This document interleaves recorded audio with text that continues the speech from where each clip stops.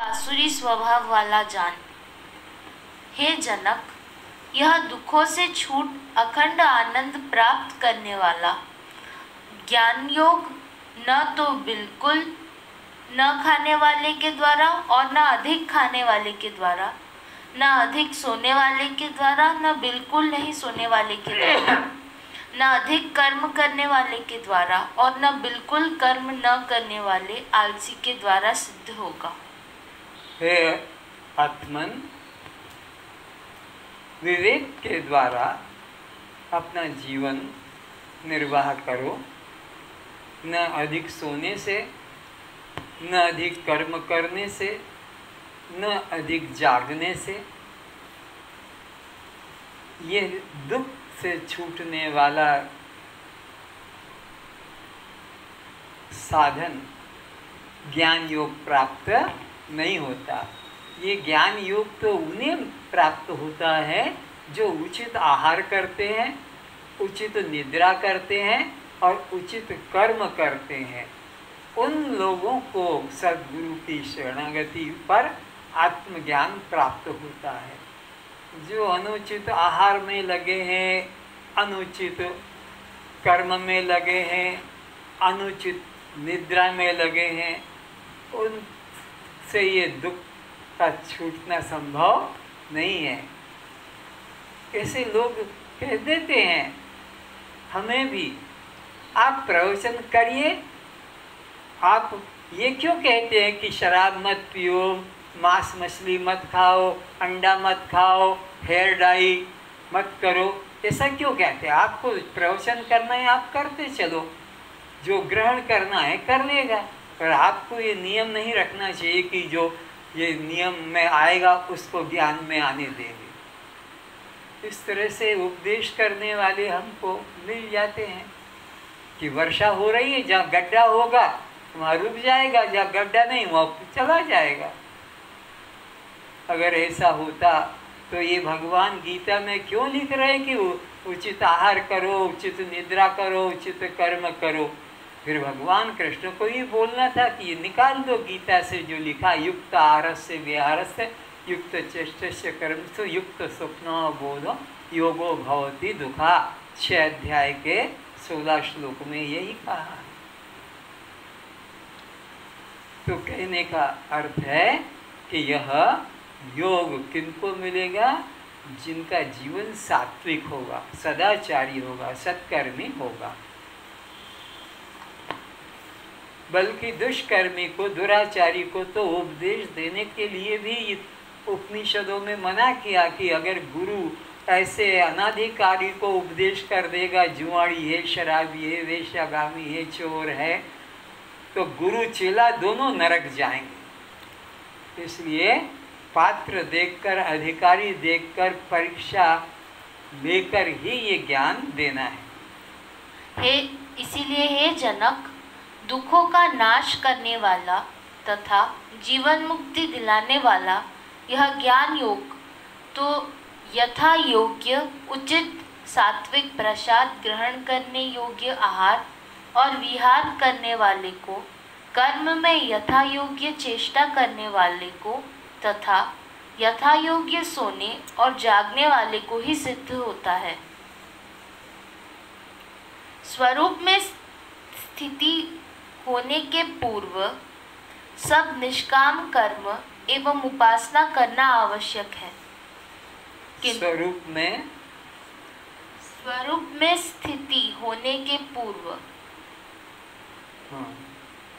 सब निष्काम कर्म एवं उपासना करना आवश्यक है।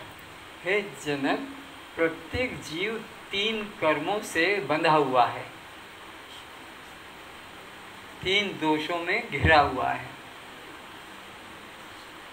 मल, विक्षेप, आवरण। तो वो मल दोष और विक्षेप दोष ये जब तक रहेंगे तब तक ज्ञान का वो पात्र, ज्ञान का अधिकारी, अरे हाई स्कूल किए बिना कोई कॉलेज में जैसे प्रवेश नहीं कर सकता, ऐसे ही मल और विक्षेप दोष को हटाए बिना कोई ज्ञान में प्रवेश नहीं कर सकता है। तो मल दोष को निष्काम कर्मयोग से दूर करना है और निराकार या साकार निष्काम उपासना से विक्षेप दोष को दूर करना है। जब मल और विक्षेप कर्म उपासना से दूर हो जाते हैं, ये तभी ज्ञान का वो पात्र बनता है। भगवान जगत गुरु शंकराचार्य जी कहते हैं, चित्तस्य शुद्धे कर्मम न तो वस्तुपलब्धे वस्तु सिद्धि विचारेण न कर्म कोटि भी। हे आत्मन, चित्त शुद्धि के लिए कर्म उपासना करना जरूरी है। निष्काम कर्म करें और निष्काम निराकार या साकार उपासना करें। कुछ मांगना करें कि ये हो जाए, ये मिल जाए, ऐसा कर दो, वैसा कर दो। यह बनियागिरी ना करें कि ये लो और ये दो, ये लो और ये दो, ऐसा नहीं। बस परमात्मा के संग में निष्काम प्रेम, निष्काम भक्ति करें तो वो चित्त शुद्ध हो जाएगा। तब आत्मज्ञान के द्वारा मोक्ष मिलेगा। चित्तस्य शुद्धे कर्मम न तो वस्तुपलब्धि, वस्तु नाम आत्मा का। तो आत्मा की प्राप्ति, आत्मा का बोध कर्म उपासना से नहीं होगा। उसके लिए वस्तु सिद्धि विचारेण, आत्मा की सिद्धि, आत्मा की अनुभूति या आत्मा की प्राप्ति विचार के द्वारा होगी। न यज्ञ, न योग, न दान, न तप, न तीर्थ, न मंदिर, न मूर्त, कुछ भी ये सब करो निष्काम भाव से तो चित्त शुद्ध होगा। लेकिन इतने पे अटक गए चित्त शुद्धि के साधन में, तो फिर नीचे आना पड़ेगा पशु पक्षी बनकर। वो योगी भरत अटक गया तो फिर पशु बनकर आना पड़ा। योगी होकर भी आखिरी सीढ़ी पर पहुंच गया था, एक कदम आगे और रखना था, मोक्ष में प्रवेश हो जाता। एक कदम पीछे रह गया तो नीचे आ गया। तो इस प्रकार जो है अपना आत्मज्ञान प्राप्त नहीं किया और कर्म उपासना में ही अटक गया कि मैं तो बहुत कर्मी हूँ, मैं तो निष्कामी हूँ, मैंने ये तप किया, मैंने ये दान किया, मैंने ये मंदिर बनवाया, मैंने ये धर्मशाला बनवा ली, औषधालय चला रहा हूँ निःशुल्क इत्यादि। तो ये शुभ कर्म के द्वारा तुम बताऊं क्या होगा? किसी अच्छे घर के कुत्ते बनोगे। हाँ, तुमको फिर कार में घुमाया जाएगा, तुम्हें फिर बिस्किट ब्रेड खिलाया जाएगा। नहीं तो वे भी कुत्ते हैं जो सड़कों पे मर रहे हैं, कुचल्ला के मर रहे हैं। उनके लिए क्योंकि पुण्य किया था, यहाँ दान किया था, तो बनेंगे तो पशु पक्षी होने में ही जाएंगे। फिर किसी के पिंजरे में रहकर और आपको खाने को मिल जाएगा, तोता बनकर आप पिंजरे में रह जाएंगे, क्योंकि यहाँ पुण्य किया था, वहाँ आपको बैठे बैठे घर में खाने को मिलेगा। तो किसी बड़े घर के तुम नौकर बन जाओगे, किसी के घर की गाय बन जाओगे। ये सब कर्मों का फल है। तो कर्म उपासना से चित्त शुद्धि होती है। आगे नहीं बढ़ोगे तो फिर नीचे आ जाओगे। तो ज्ञान प्राप्त करने से वस्तु सिद्धि विचारेण, फिर वस्तु की प्राप्ति विचार के द्वारा होगी। तो ये विचार कहाँ होगा? इसके लिए तद विज्ञानार्थ स गुरुमेवा विगच्छेत समित पाणी श्रोत्रियम ब्रह्मनिष्ठम। उस विचार को, उस ज्ञान को प्राप्त करने के लिए तुम्हें किसी श्रोत्रिय ब्रह्मनिष्ठ गुरु की शरण में जाना होगा। और गुरु की शरण में कैसे जाना होगा? क्या विधि है? तद्विधि प्रणिपातेन परिप्रश्नेन सेवया उपदेक्षन्ति ते ज्ञानम ज्ञानिनः तत्त्वदर्शिनः। हे आत्मन, तू किसी श्रोत्रिय ब्रह्मनिष्ठ गुरु के पास जाकर उनको दंडवत प्रणाम कर, फिर उनकी सेवा कर। जब वो प्रसन्न हो, अपने कल्याण की प्रार्थना कर। तो इस प्रकार गुरु के शरण में जाने का विधान है। उस ज्ञान को पाना है वस्तु सिद्धि विचारेण, आत्मा की प्राप्ति विचार यानी बोध यानी ज्ञान से होगी। और वो ज्ञान के लिए भगवान कृष्ण आदेश दे रहे हैं अर्जुन को कि मेरे पीछे मत अटक जा, और क्योंकि मैं तेरा दोस्त हूँ, तेरा मित्र हूँ, इससे काम नहीं बनेगा। तू गुरु की शरण में जाकर दंडवत प्रणाम करना, सेवा करना, फिर उनसे अपने कल्याण के लिए प्रार्थना करना, फिर वो जो उपदेश देंगे उस उपदेश को बिना काटपीट किए ज्यों का त्यों स्वीकार करेगा, उपासना करेगा, तो तेरा कल्याण हो जाएगा। हवाई जहाज में बैठने या नौका में बैठने के बाद रेल, मोटर, कार, स्कूटर आदि साधन की जरूरत नहीं रहती है। तो ऐसा सीमा बता रहे हैं अधिकारी भेद से कि अगर आप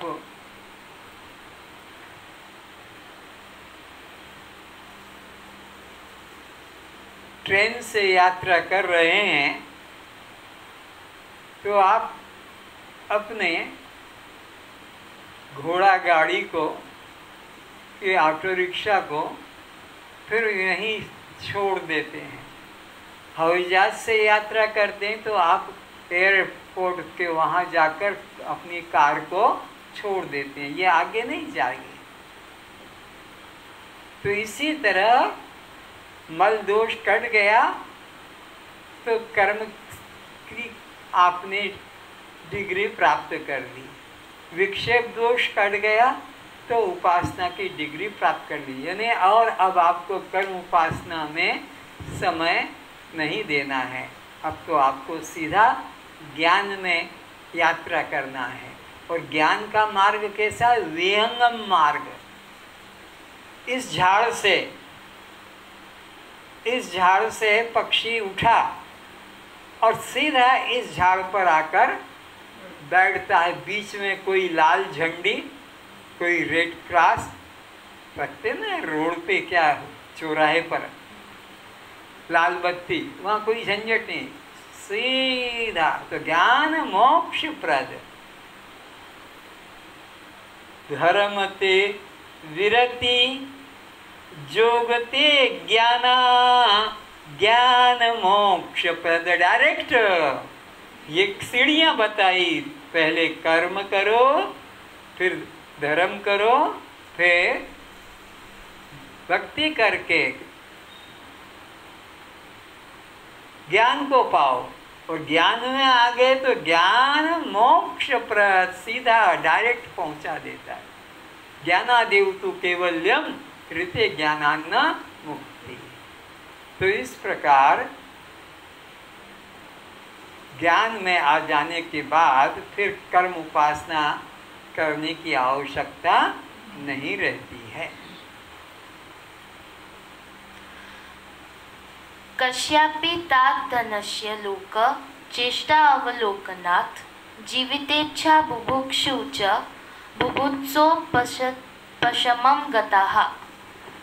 हे वत्स, हे प्रिय, संबोधन यह शिष्य के प्रति गुरु की आत्मीयता का द्योतक है।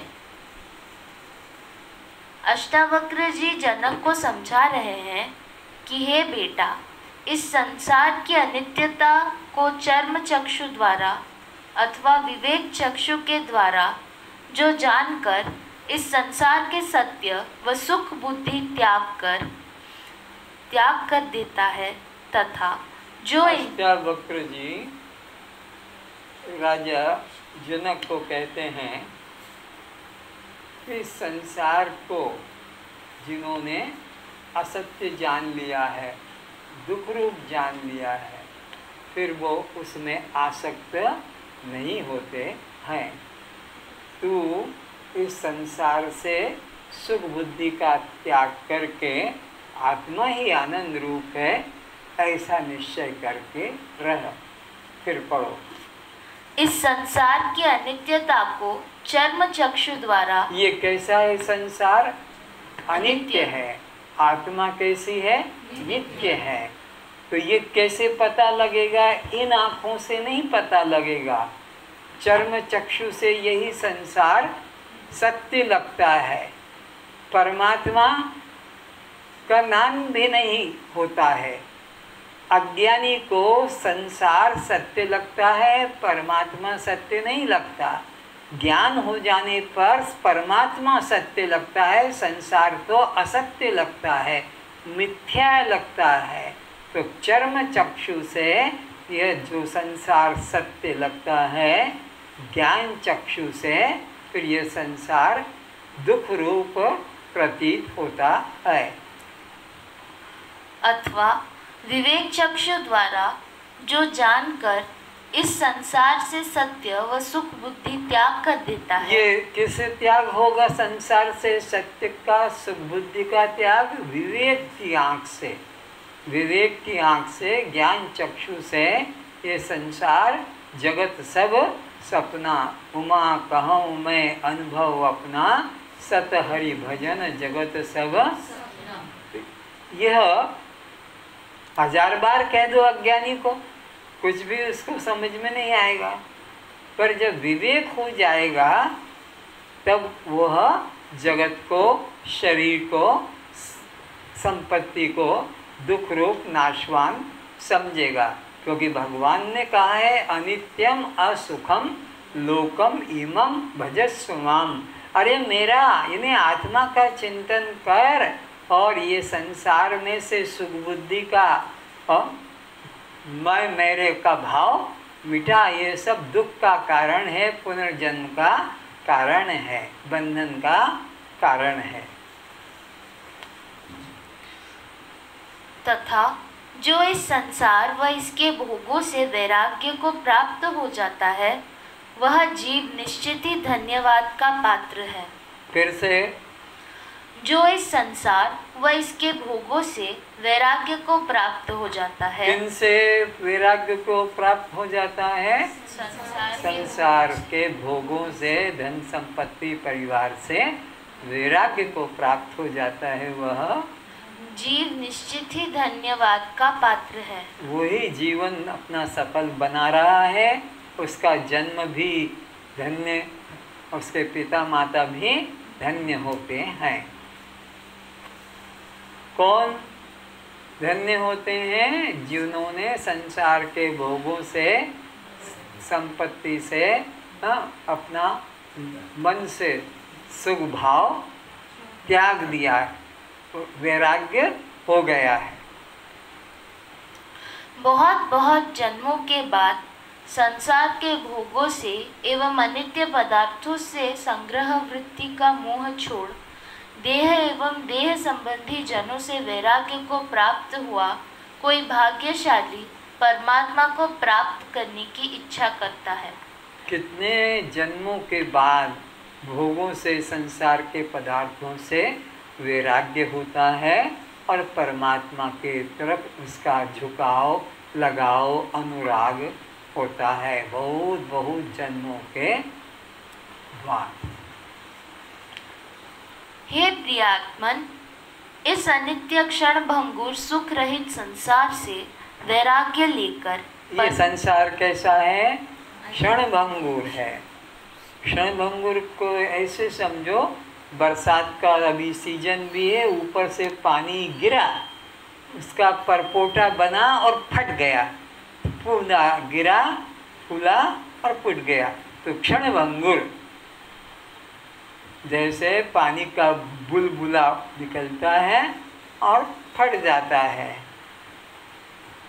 ऐसे ये श्रद्धा भी छोटी थी तो वह क्या एक पानी में पाइप डाल के फूंक मारती थी तो वो ऐसे बन जाते थे और फट से फूट जाते थे, उनके बूंद बूंद गुब्बारे बनते हैं। तो ये जीवन भी ऐसा ही है, श्वास निकले कि खेल खत्म हो जाता है।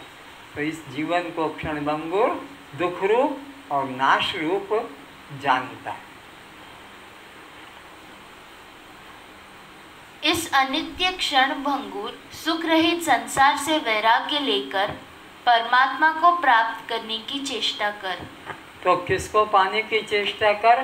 मेरे घर में पुत्र कब होगा, मेरी लड़की की शादी कब होगी, मेरा मकान कब बनेगा, मेरे घर में कार कब आएगी, मेरा रोग कटेगा, ये इच्छा मत कर।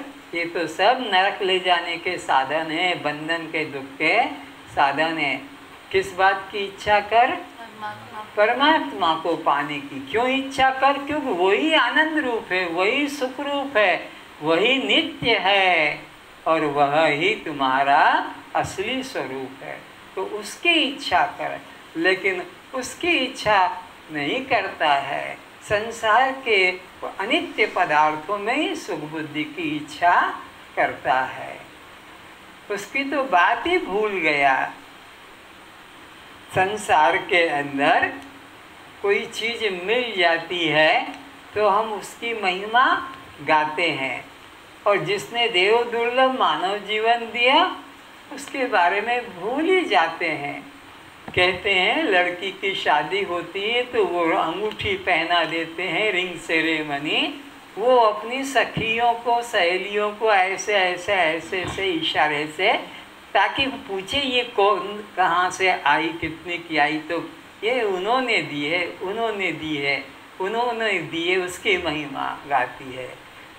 तो अंगूठी दी जिस यार ने, सुमिरत बारंबार बार बार, और देव दुर्लभ जन्म दिया ताको दिया विसार। जिसने देव दुर्लभ मानव जीवन दिया उसको भूल ही गया, उसकी याद ही नहीं आती है। इन संसारियों की याद आती है। हे प्रिय, हजारों मनुष्यों में कोई एक तेरे जैसा अधिकारी परमात्मा की प्राप्ति के लिए चेष्टा करता है। भगवान कहते हैं मनुष्याणाम सहस्रेषु कश्चित् यतति सिद्धये यत्तमपि सिद्धानाम कश्चिन् मां वेत्ति तत्त्वतः। अरे करोड़ों करोड़ों में कोई एक परमात्मा की तरफ आने की इच्छा करता है। तो करोड़ करोड़ किधर जा रहे हैं? संसार की तरफ। उनमें से कोई एक इधर लौटता है। किधर? इधर। इधर का मतलब है आत्मा की तरफ लौटता है। बाकी किधर जा रहे हैं? अनात्मा की तरफ। अनात्मा की तरफ सारा संसार दौड़ रहा है। कोई भाग्यशाली उधर से इधर की तरफ आता है, और फिर कोई भाग्यशाली ही उस तत्व का अनुभव करके और किसी भाग्यशाली को वो सुनाता है। ये सुनने वाले भी भाग्यशाली हैं। बिना भाग्य के यही सरा आवत अति कठिनाई, राम कृपा बिना आव न जाई। ये सत्संग रूपी सरोवर के किनारे बगले नहीं आ सकते, यहाँ तो हंस लोग आएंगे। हंस का मतलब है सार को पकड़ने वाला। सार को दूध और पानी मिला हुआ रख दो हंस के सामने, तो वो दूध को ही ग्रहण करता है। उसकी जो चोंच है वो पानी को ग्रहण नहीं करती है। तो यहाँ पर भी वही आ सकते हैं हंस बुद्धि वाले, सार को पकड़ते हैं। रामायण में राम ने क्या, सीता ने क्या किया, रावण ने क्या किया, कैसे घर से गए, कैसे आए, ये सब कहानी छोड़कर राम ने क्या उपदेश दिया, हनुमान को क्या उपदेश मिला, लक्ष्मण को क्या उपदेश मिला, ये बात को पकड़ लेते हैं और असार असार को छोड़ देते हैं। जैसे वो सूप होता है तो गांव के लोग, महिलाएं उसमें कुछ रख देते हैं और ऐसे उड़ाते हैं, तो सार सार रह जाता है और असार असार उड़ जाता है। तो इसी तरह साधु ऐसा चाहिए जैसे सूप स्वभाव, सार सार को गही लहे, थोता दे उड़ाए। तो ज्ञानी लोग, विचारशील लोग सार बात को पकड़ते हैं, असार कहानियों को छोड़ देते हैं। विवेकी व्यक्ति सार बात को पकड़ लेता है। आगे बोलो। हजारों मनुष्यों में कोई एक तेरे जैसा अधिकारी परमात्मा की प्राप्ति की चेष्टा करता है और सफलता को प्राप्त होता है। तो उन सुनने वाले भाग्यशालियों में भी कोई एक उसको पूरा पूरा पकड़ता है, बाकी लोग तो सुनकर फिर उसे छोड़ भी देते हैं।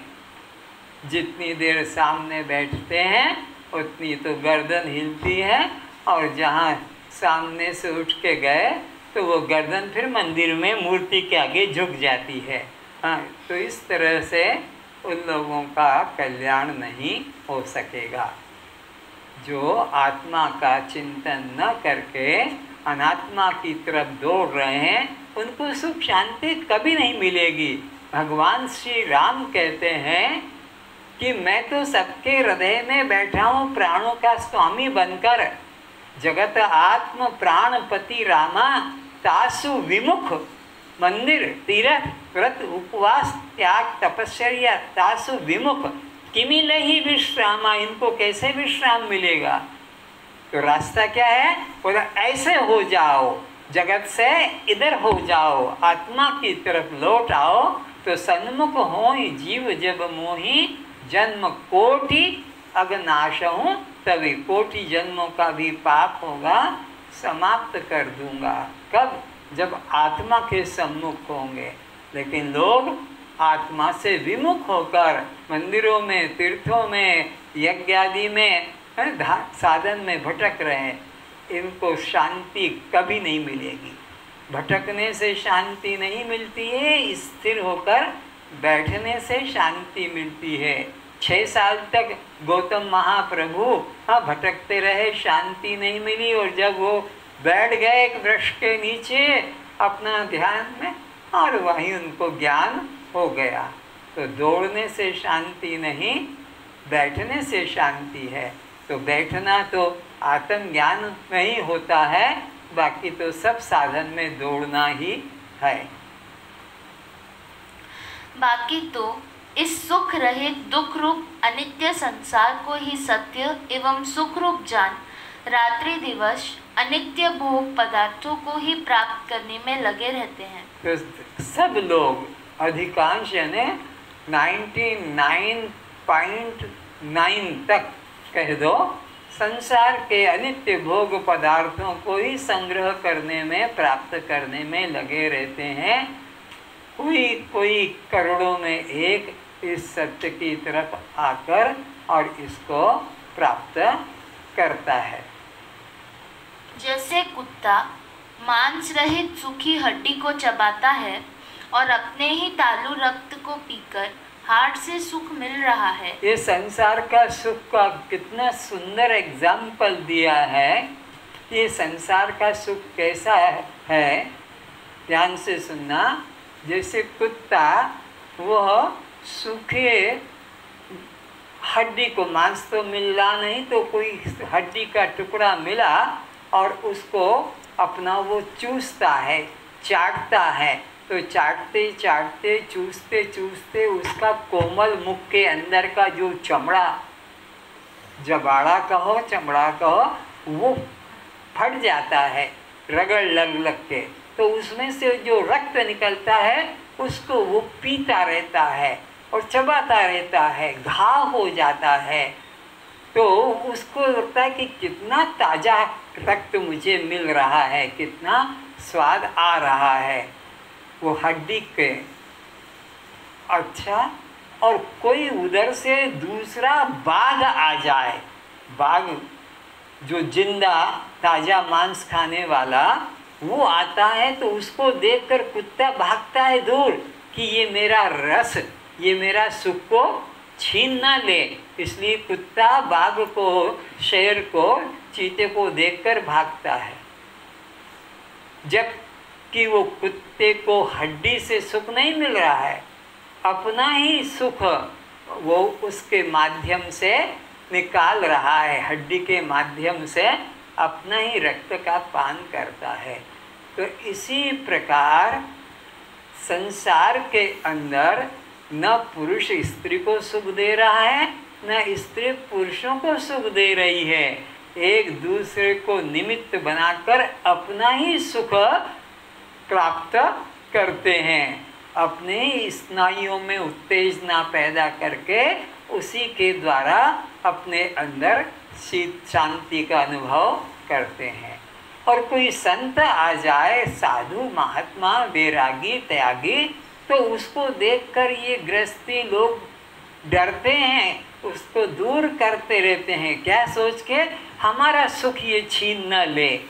जैसे कुत्ता बाघ को, शेर को देखकर भागता है कि हमारा सुख ये छीन लेगा कुत्ता। अरे वो तो बाघ तो ताजा मनुष्य का रक्त पीने वाला, वो सूखी हड्डी को क्या चाटेगा, पर कुत्ते को ये भ्रम है। तो ऐसे ही संसारी लोग सच्चे महात्मा से अपने को दूर रखते हैं कि कहीं ये हमारे सुख को छीन न ले। अरे वो तो खुद अपना ब्रह्मानंद का प्रसास्वादन करने वाला, वो तुम्हारे हड्डी के रक्त की तरह संसार के भोगों में आसक्त होता नहीं। लेकिन लोगों को लगता है कि हमारा सुख छीन न ले। अरे जिसने वोमिट कर दिया, उल्टी कर दी है, वो वापस उल्टी को ग्रहण नहीं करता। संसारिक दृष्टांत है। अपनी टट्टी या वो बाती को निकाल के फिर ग्रहण नहीं करता। ऐसे ही वो जो संत हैं, सच्चे संत, वो तो पहले ही घर गृहस्थी धन संपत्ति को त्याग करके और निकले हैं। फिर वो जो त्याग कर दिया, वोमिट कर दिया, उसको और पाने की इच्छा नहीं करते। पर ये मूर्ख संसारी लोग उस पर यही भ्रम करते हैं कि ये हमारे घर में आएगा, ठहरेगा, हमारे घर वालों को ले जाएगा, इसलिए उसको दूर करते हैं। न लड़के को, न लड़की को, न बहू बेटों को सत्संग में जाने नहीं देते। क्यों? जाने से इसको क्या पता ये ले जाए।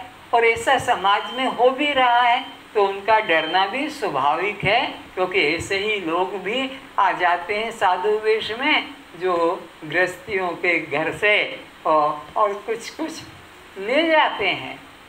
तो यहाँ इशारा दे रहे हैं कि संसार का सुख तो ऐसा है जैसे सूखी हड्डी के द्वारा कुत्ता लेता है, यह सुख में अपने को घाव भी कर लेता है। लेकिन ये सब दुख का ही कारण है।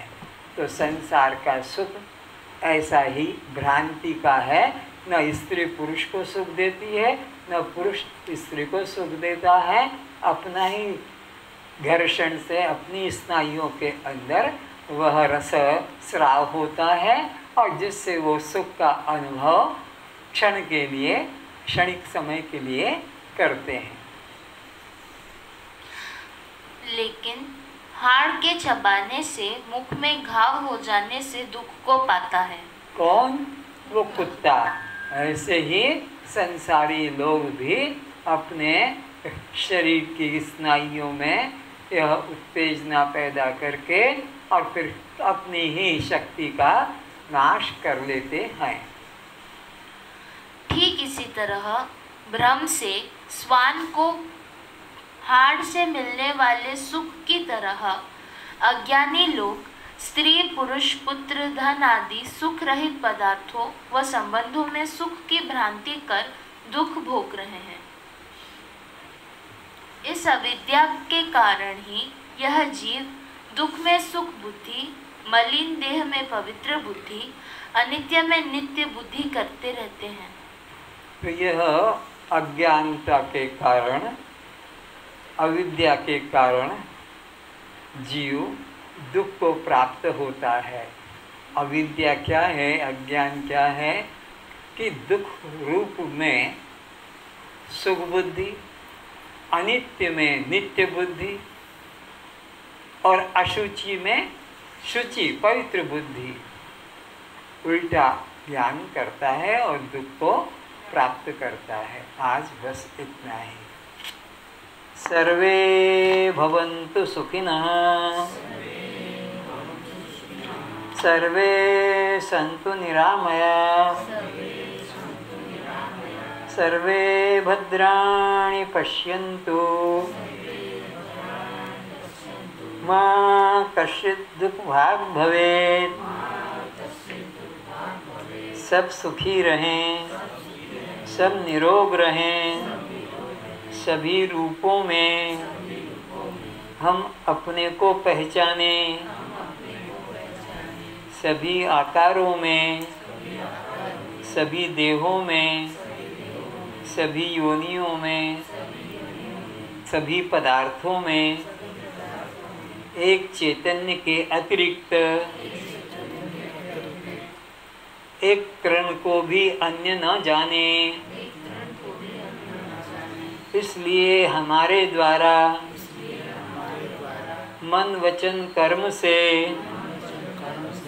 अपने ही किसी अन्य रूप को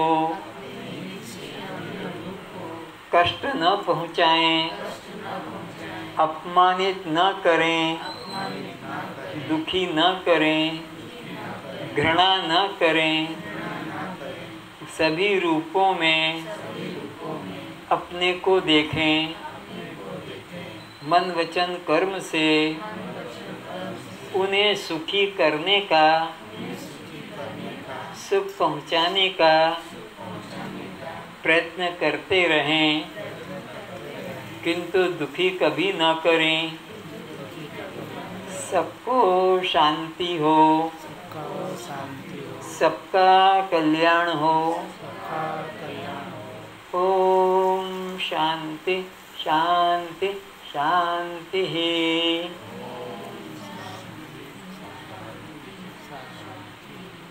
सभी प्राणियों पे जीव भाव रखें और दया भाव रखें। आज इतना ही।